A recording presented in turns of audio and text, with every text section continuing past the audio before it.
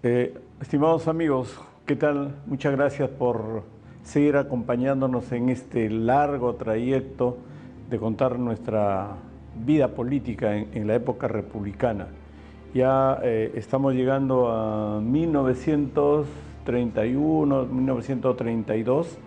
Hemos hablado la semana pasada, en el capítulo anterior, del gobierno de Sánchez Cerro, y ahora nos tocará hablar del segundo gobierno de Óscar R. Benavides. Y claro, casi todos vienen siendo gobiernos militares, pero progresivamente vamos entrando a gobiernos cada vez más civiles. Así que empezamos a conversar con Hugo la forma como cada uno de estos ciudadanos llegaron a Palacio de Gobierno. Y nos toca ahora Óscar R. Benavides. Claro que sí. ¿Cómo están a todos los que ven este programa Camino al Palacio? Hoy día vamos a continuar con Óscar Raimundo Benavides. Él fue un militar, ¿no? que ocupó el poder. Llegó al poder por segunda vez porque había fallecido el presidente Miguel Sánchez Cerro, Luis Miguel Sánchez Cerro. Él, como recordamos la otra vez, o sea, la vez pasada, en el anterior capítulo, él había sido atacado cerca del campo de Marte por un militante aprista. Había sido atacado con herida de bala, o sea, se murió por herida de bala. A raíz de esto, el Congreso tenía que poner a un sucesor y eligieron a Óscar Benavides. ¿Y por qué lo eligieron a él? Porque él era el jefe del Consejo de Defensa. No eligieron al vicepresidente, ni al premier, ni nada. Lo eligieron a Raimundo Benavides porque confiaron en que él iba a poner orden. Porque los otros, el vicepresidente y el otro, no eran militares. Querían que primara el orden en ese momento, ya que había mucha disputa con el APRA. Así que Benavides era una persona en la que se podía confiar. Entonces él debía gobernar hasta 1936. Porque recordemos que ingresó Luis Miguel Sánchez Cerro en el 31, se murió en el 33. Él tenía que gobernar 5 años hasta el 36, y ahí era donde Benavides tenía que llamar a elecciones. Y así lo hizo. Llamó a elecciones y fue la primera vez que se hizo un voto secreto. Pero esas elecciones fueron anuladas porque parecía que había un favorecimiento aprista hacia el candidato Luis Antonio Eguiguren, que había ganado con una mayoría bastante considerable. Es por eso que el gobierno lo anula, porque había un antiaprismo en esa época. Y dijeron que Benavides gobernara 3 años más hasta 1939. No sé si lo hemos comentado en el capítulo anterior, Ujú. pero respecto a la muerte de Miguel Sánchez Cerro, hay muchas incógnitas que nadie lo sabe, ¿no? Primero Claro. porque digamos, fue herido de bala por un Sí, joven aprista. 19 años nomás tenía. Cuando Sánchez Cerro estaba camino a revisar su ejército, porque en ese momento estábamos en guerra con Colombia. Sí, Entonces, las preguntas que se hacen muchas personas, muchos historiadores, dice que cuando le dispararon a Sánchez Cerro, la gente de Ciudad de Sánchez Cerro, entonces la pregunta que dicen ahora básicamente a la gente política, ¿por qué en vez de darle muerte al joven mejor no lo capturaron para que nos permita, o nos hubiera permitido en ese momento, interrogarlo, investigarlo y preguntarle quién ordenó, quién le dio el arma, por qué disparó contra el presidente Sánchez Cerro? Es una gran incógnita porque al herirlo de muerte al joven él se llevó el nombre del responsable, porque este joven por sí solo no puede ir a disparar a un presidente de la República. Y la pregunta que están ahí es, si estamos en la guerra con Colombia, ujú, ¿por qué tuvieron que matar al presidente? En segundo lugar, ¿por qué nombraron a Óscar R. Benavides como presidente el mismo día que murió nuestro presidente Sánchez Cerro?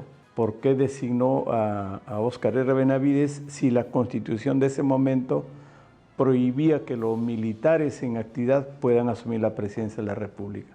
Entonces miren que hay una serie de incógnitas respecto a cómo uno llega a Palacio de Gobierno. Óscar R. Benavides se convirtió a presidente, pero en una situación como esta, hay una serie de preguntas que nunca se han resuelto. ¿Quién ordenó? ¿Quién le dio el arma? ¿Por qué razones mandaron a matar a un presidente, a asesinar a un presidente como fue Sánchez Cerro?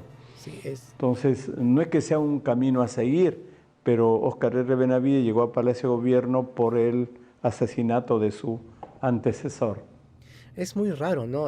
Porque, a ver, tengo el nombre del asesino, es Abelardo Mendoza, y tenía solo 19 años cuando cometió este magnicidio. Y la escolta del presidente Sánchez Cerro de inmediato lo ultimó, lo abatió en ese mismo momento. Reaccionaron de esa forma, porque era natural que reaccionen así. Pudieron haberlo capturado, pero estaba armado. Estaba armado. Cuando alguien está armado, no le vas a decir que manos arriba, ¿no? Ya, o de frente, por eso lo mataron. Manos arriba, ¿no? O sea, no hay... Cuando alguien está armado, se suele... Claro, se pero suele no dio matar. Y no dio oportunidad para preguntar nada, ¿no? Sí, eso fue así simplemente, sucedió y solamente se supo que era aprista y que estaba desempleado este chico. Hay una carta de un aprista que admitió que había un plan para asesinar al presidente. Claro, no sé si era Chirino mira, Soto o Mantilla, no me acuerdo. Dime. pero mira qué relación hay con la guerra con Colombia. O sea, el presidente Sánchez Cerro estaba revisando a Las todo el tropas. ejército que tenía que ir a la guerra con Colombia. Claro. Entonces, cuando lo asesinaron, se paralizó la guerra con Colombia. Uno Así podría es. preguntarse, a lo mejor había una intervención ahí para ceder nuestro territorio que se discutía en ese momento en la guerra con Colombia, el territorio creo que es toda Sí, la todo zona de el Leticia. trapecio, Leticia, todo eso, ¿no? Al final se dio una... O sea, Benavides hizo que se terminara esa guerra rápidamente. Se dio la paz. Y Claro, Benavides hizo que retornen todos los barcos, el ejército, retornen a eso por el pretexto de la muerte del presidente, y no hubo otro camino que firmar la paz y entregar nuestro territorio. Ahora, producto de la lectura que yo tengo para estas conversaciones, dicen que en ese conflicto de Colombia y Perú está de por medio de Estados Unidos. bueno. Y Estados Unidos logró al final apoyar a Colombia o convencer al Perú para entregar la zona de Leticia a cambio de que la Gran Colombia independice la provincia de Panamá. Recordemos que la Gran Colombia era Panamá y Colombia. Entonces, como que Estados Unidos negoció en forma, digamos, paralela. Ajá. A Colombia le quitó Panamá para que, siendo independiente de Panamá, Estados Unidos pueda utilizarlo para la construcción del Canal de Panamá, y a cambio de eso exigió al Perú para ceder el tema de la zona de Leticia, y de por medio la muerte del presidente que se oponía, o ese que planteaba la continuidad de la guerra.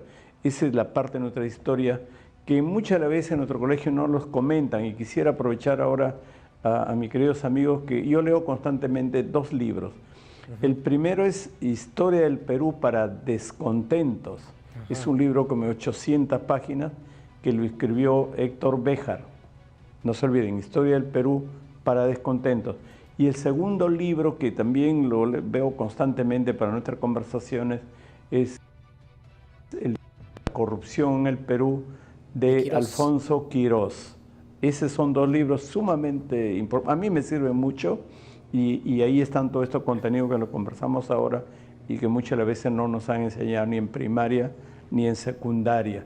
Y así vamos avanzando con la historia y vamos determinando cómo es que cada ciudadano llegó a Palacio Gobierno, ¿no? Sí, qué bueno que mencionas esos libros, porque tengo uno de ellos que lo estoy leyendo, ¿no? El último que mencionaste. Es historia, ¿cómo es? De, Historia de de, la corrupción. de Alfonso Quirós. De Exactamente. Alfonso Quirós. Es muy bueno, muy bueno.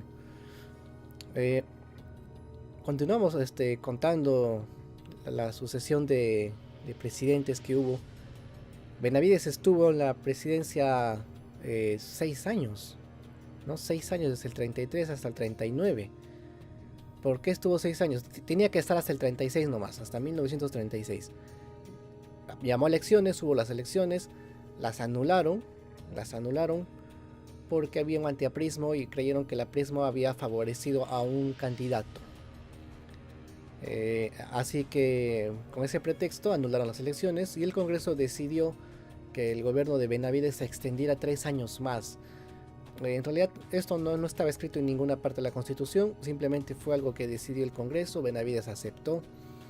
Y Benavides gobernó 6 años. Y en el último año ya como que había un descontento popular, así que Benavides dice, bueno, vamos a llamar elecciones.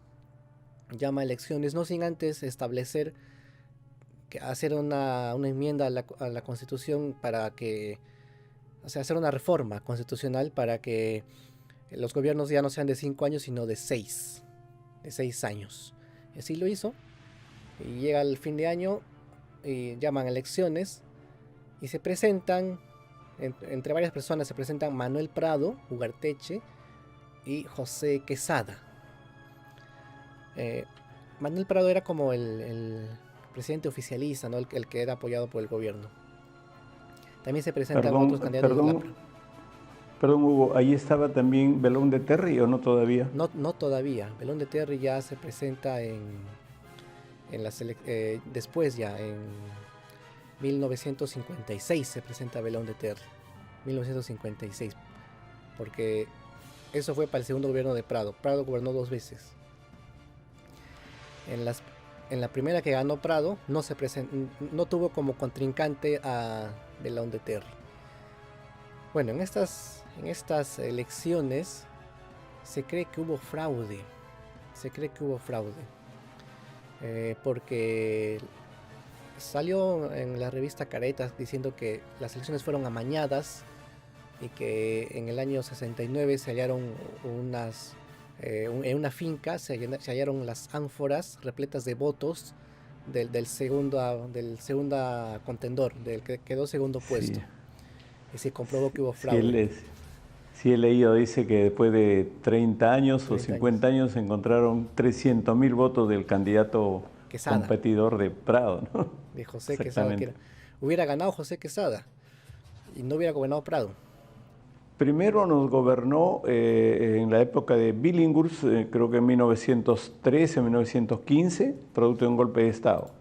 Sí, después claro, nos ha gobernado en 1933, producto de la muerte del presidente Sánchez Cerro. Sí.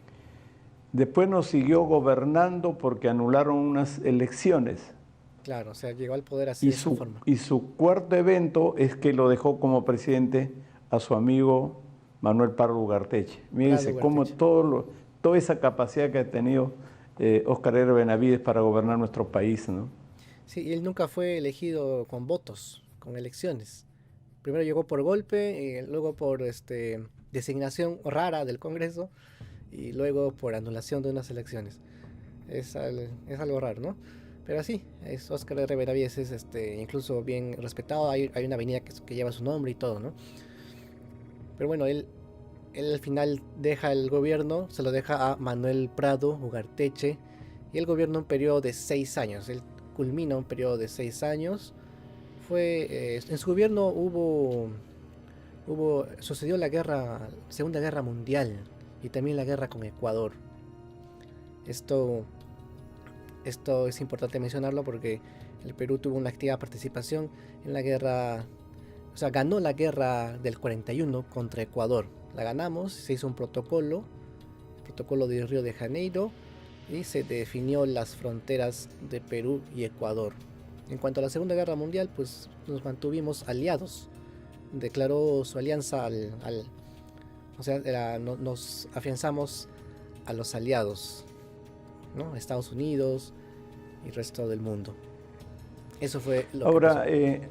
Ahora en el caso de Manuel Prado, hay que recordar, claro, ha llegado a Palacio de Gobierno producto de las elecciones.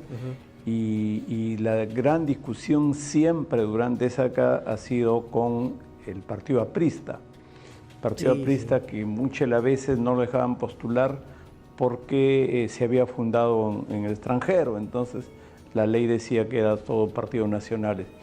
Pero digamos, el valor que ha tenido este Manuel Prado Ugarteche es remontar la gran acusación que los apristas le hacían por su padre, porque no nos olvidemos que el padre de Manuel era Manuel Ignacio Prado, que es el que fugó Mariano, creo que Mariano Ignacio Prado, ¿no? Mariano Ignacio Prado, que fue a comprar armas para la guerra con Chile y nunca regresó.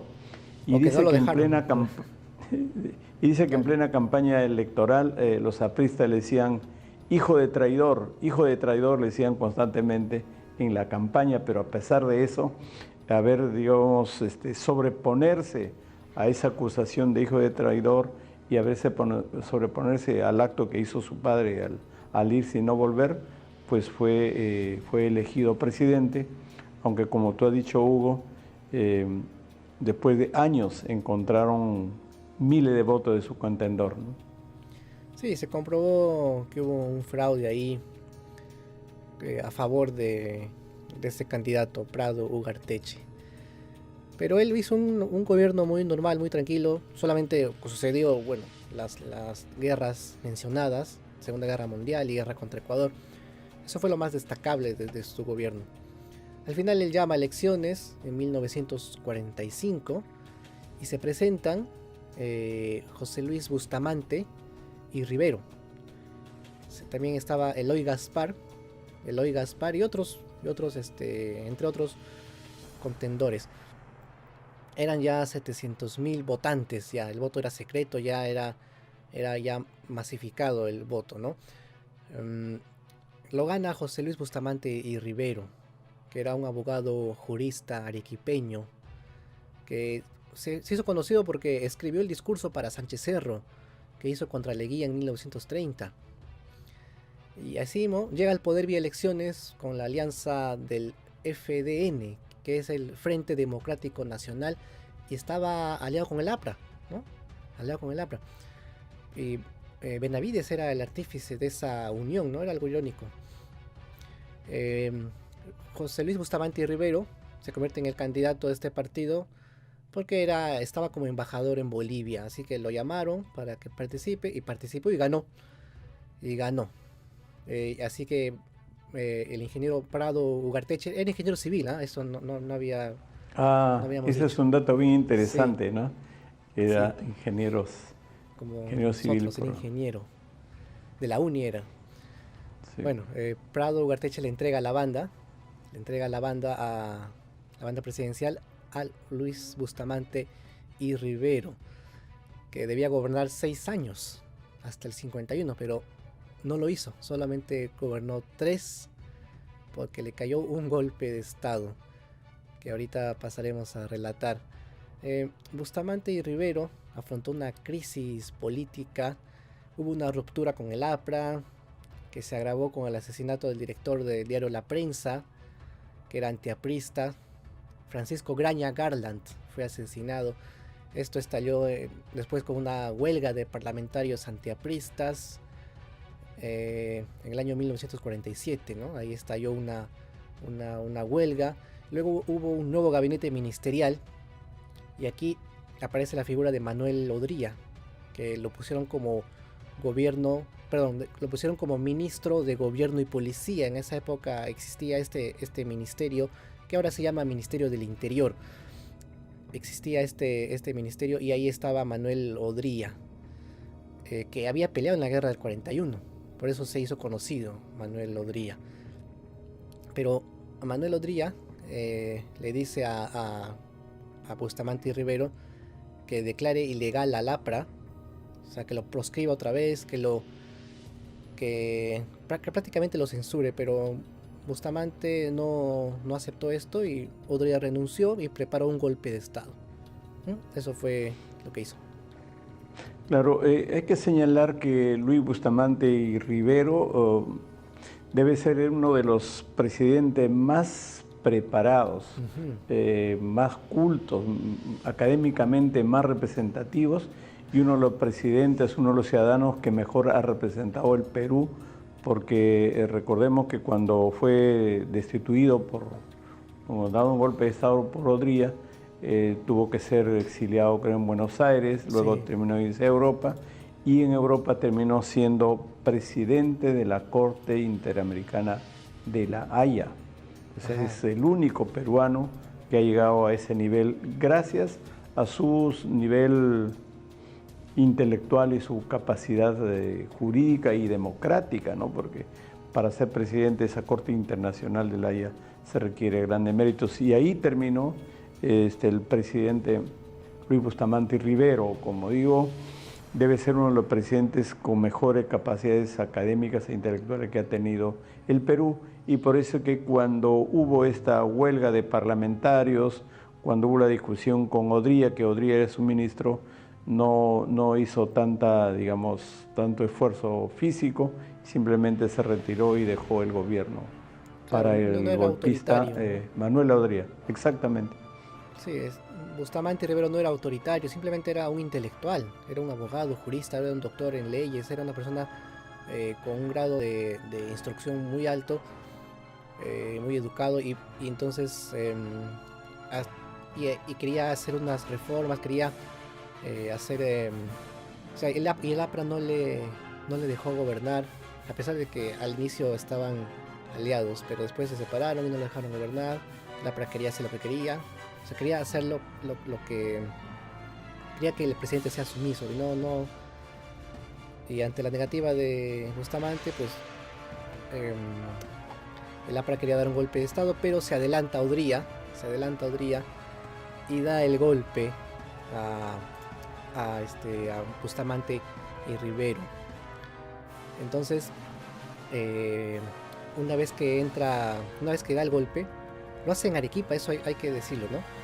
Desde Arequipa lo hace. Dice la historia de que el golpe de Estado lo dio en Arequipa, pero bueno, habría otros generales de otros cuarteles que se ponían de acuerdo, y en Lima estaba un general Noriega. Zenón Noriega, ¿no?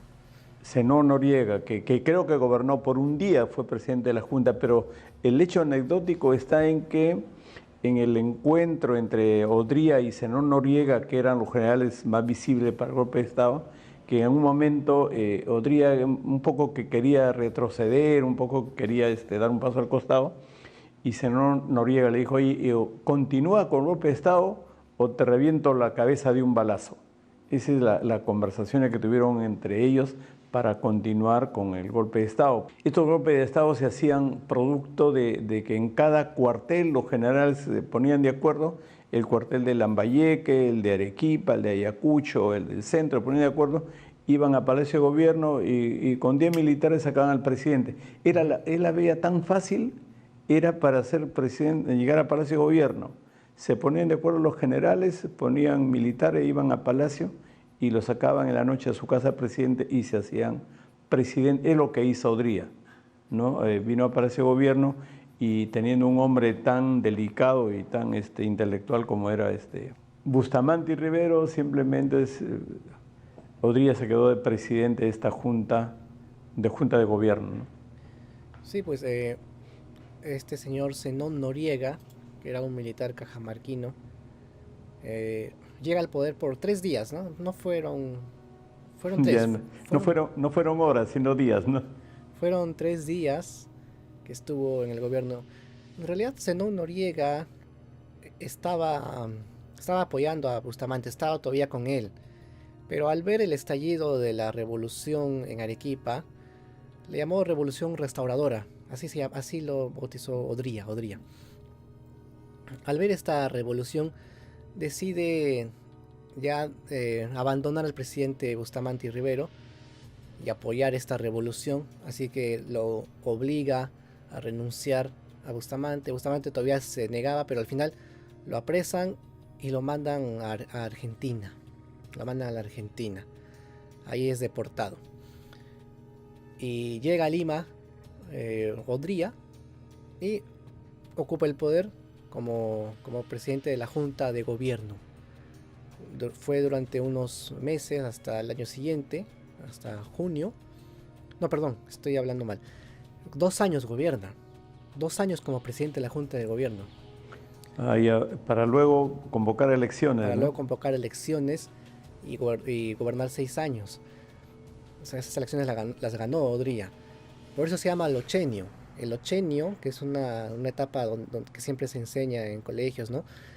Este ochenio son porque primero son 2 años de esta junta provisoria de gobierno y más 6 años del periodo constitucional, que en esa época así era, 6 años. Entonces 6 más 2, 8, ahí está el ochenio. Acá ocurre algo curioso, y es que cuando en 1950, cuando Odría decide convocar elecciones, él no podía postular, porque la ley decía que no había una reelección de ese tipo, porque él estaba gobernando. Entonces lo que hace él es renunciar al poder, deja a Zenón Noriega como provisorio, ¿no? Como presidente provisorio, ¿no?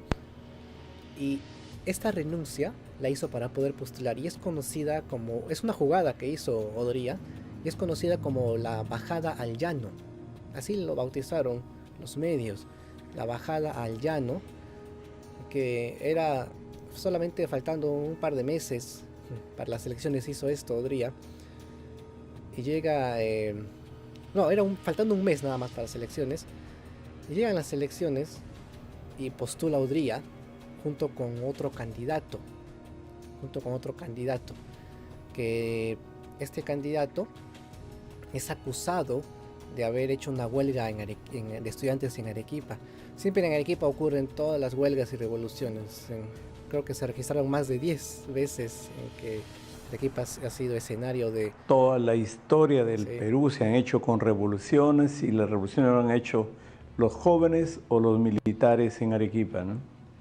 Así es. En estas elecciones de 1950 iba a postular Odría junto con este otro candidato, y en Arequipa estalla una revolución, una huelga de estudiantes, y Odría y el gobierno en general culpa a su contrincante de haber hecho esta revuelta, y lo apresan y lo destierran. O sea, estaba desterrando a su único contendor. Sí. y entonces queda como único candidato Odría. Bueno, ya era una dictadura ya, ¿no? Pues es importante, sí. Ese libro de la historia de la corrupción en el Perú es sumamente importante. Hay un evento que no, o tal vez un evento que no lo hemos comentado, es el cierre de la Universidad Nacional Mayor de San Marcos, que lo hizo Sánchez Cerro en 1933, y recién en 1935 Benavides autorizó otra vez la apertura de la universidad. Imagínense, la San Marcos cerrada 3 años por producto de todos estos conflictos que había con los intelectuales, porque la acusaban a la universidad, que ahí es donde los alumnos organizaban todas las revueltas y los movimientos en la que vivía el Perú, porque estos años del 30, 32, 33, 34, 35 ha sido de conflictos permanentes entre los partidos políticos y los militares, ¿no? Y el APRA, esta historia de la revolución de Trujillo, del APRA, de los conflictos personales, han sido parte muy trágica en la historia de nuestro país, donde moría la gente, morían, y claro, moría una persona y por supuesto que el pueblo todo se levantaba. No es como ahora, que a veces mueren 3 o 4 personas y el pueblo no dice nada, pero en esa época, producto de la muerte de una persona, se había toda una revolución, o estudiantil o militar. Pero ha sido años muy sangrientos en la historia de nuestro Perú, y solo yo quería referir el tema de la universidad, y como eventos internacionales en esta época de Óscar R. Benavides, en la época de Odría, en la época de Zenón Noriega, estábamos hablando de la Segunda Guerra Mundial. Estamos en pleno evento de la Segunda Guerra Mundial, que también ha tenido repercusiones económicas en nuestro país. O sea, para llegar a Palacio de Gobierno uno tiene que mirar también qué es lo que pasa externamente, porque siempre estamos relacionados con el exterior, y esa Segunda Guerra Mundial ha puesto en Palacio de Gobierno a Óscar R. Benavides, a Odría, y a diferentes otras personalidades, o militares o civiles, ¿no? Sí, porque ha sido una época muy agitada, sobre todo por la antipatía al APRA, y que estaba proscrito. Estaba proscrito, sus militantes encarcelados, y ha habido amnistía también algunas veces. Benavides declaraba amnistía, pero lo seguía manteniendo proscrito, ¿no? Y ya creo que después del ochenio hubo una convivencia con el APRA. Así le llamaron, el periodo de convivencia. Pero, ¿cómo se llega a esta etapa? Mira, el ochenio termina en 1956, ¿no? En 1956. Odría llamó a elecciones en junio de 1956 y se presentaron Manuel Prado Ugarteche por segunda vez y Fernando Belaúnde Terry. Aquí aparece él, o sea, hace su aparición Fernando Belaúnde Terry. Estas elecciones lo gana Manuel Prado Ugarteche con una votación del 46%, y así es como se proclama presidente por segunda vez. Estaba apoyado por el APRA. Ahí la parte interesante de la historia en estas elecciones es que Fernando Belaúnde Terry era un joven arquitecto arequipeño, estudiaba en la UNI, pero era un distinguido arquitecto que se decidió postular a la presidencia de la República. Y la anécdota que toda la historia lo comenta es que el jurado de elecciones no le permitía la inscripción como candidato presidencial. Entonces, cuando no le permitían porque no tenía las firmas o no estaba saneado su partido, es que Belaúnde, con todos sus seguidores de la Plaza Martín, decide irse a Palacio de Gobierno para reclamar su inscripción. Y que en el camino, el gobierno mandó los famosos rochabuses, ¿no? Esos camiones que disparan la manguera de agua, y que con esos rochabuses le disparaban a Belaúnde, y que Belaúnde se cayó pues en el piso con la fuerza del agua, y de ahí aparece ese famoso nombre, el manguerazo, que es donde Belaúnde, con ese gesto, se hace reconocido, se hace público. Ese gesto es la que la llevó a la cumbre política de Belaúnde, a pesar de que no ganó las elecciones, pero fue reconocido por ese famoso acto de que llamaban el manguerazo. Claro, es una buena anécdota lo que traes al recuerdo, Virgilio, sí. Eso justo había leído. Muy interesante lo del rochabús, que hasta el día de hoy se habla, ¿no? Del rochabús, que creo que se sigue usando, ¿no? Para dispersar a las personas que están protestando. Pero sí. Bueno, Belaúnde pierde esas elecciones, las pierde, ya después sería presidente, ya un tiempo después, pero en esta ocasión, en 1956, lo pierde Belaúnde y lo gana Prado Ugarteche, que estaba apoyado por el APRA. Es algo un poco raro también, porque Prado había sido enemigo del APRA en su primer gobierno, pero en su segundo gobierno deciden aliarse y se postula Prado con el Movimiento Democrático Pradista, ¿no? Así se llamaba. Y mientras que Belaúnde Terry se presenta con el Frente Nacional de Juventudes Democráticas. Todavía no había la acción popular, Eso ya sería después. Y gobierna Prado Ugarteche durante un periodo, pero él convoca elecciones al final de su gobierno, Y aquí postula Víctor a Raúl Haya de la Torre, otra vez, ya lo había hecho antes, esta vez postula de nuevo, y también Belaúnde Terry. También Odría postula, Odría también se presenta. En 1963, sí, ¿no? No, 62. Ahí hacen estas elecciones que fueron anuladas, o sea, porque había un presunto fraude, que en realidad, según muchos medios dijeron que esto es un temor de que el APRA llegue al poder. Los militares y mucha gente temía de que el APRA llegue al poder. Es que el APRA era de izquierda en esa época, ¿no? No es como ahora, ¿no? Era de izquierda el APRA, así nació, era una alianza revolucionaria. Y Víctor Raúl Haya de la Torre había ganado estas elecciones con el 32%. Le faltaban unos pequeños puntos para conseguir el tercio que necesitaba para ganar. Con un tercio ganaba, pero consiguió 32, no llegó al tercio. Y ¿cómo se llaman esto? Los militares deciden dar un golpe de estado de la mano de Pérez Godoy, ¿no? Y eso ocurre en julio de 1962. Dan este golpe para evitar que el APRA llegue al poder, pero estaban acusando de un presunto fraude, ¿no? O simplemente de que no había llegado al tercio requerido el candidato Haya de la Torre.